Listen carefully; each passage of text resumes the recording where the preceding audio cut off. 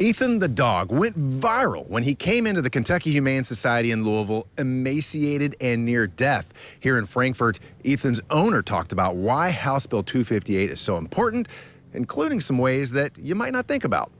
Ethan was in such a state of dehydration.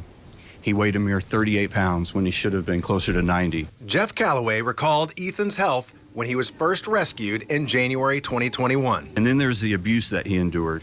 When conducting an MRI scan of his brain to determine the cause of the seizures, it was also noted that Ethan had blunt force trauma to his brain caused from being hit in the head. As Calloway spoke, Ethan sat next to him and munched on a treat.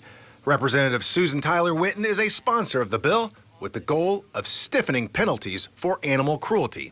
This bill comes from the need to separate intentional torture and gross neglect from simply ignorant pet ownership skills. House Bill 258 would change the criminal charge of torturing dogs and cats from a Class A misdemeanor to a Class D felony.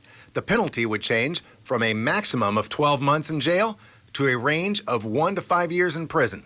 The bill would also expand the definition of torture, and exceptions such as breed-specific alterations are also spelled out. Locked up in a cage isn't enough to be charged with torture, but being intentionally starved, causing serious injury or death while being locked up and unable to escape does fit the definition. Witten and Calloway noted studies that have found a link between people who abuse animals and commit violence against other people.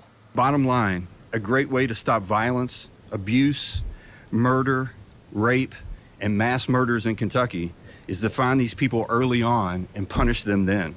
That, they say, makes House Bill 258 good for animals and humans alike. Mark Vanderoff, WLKY News.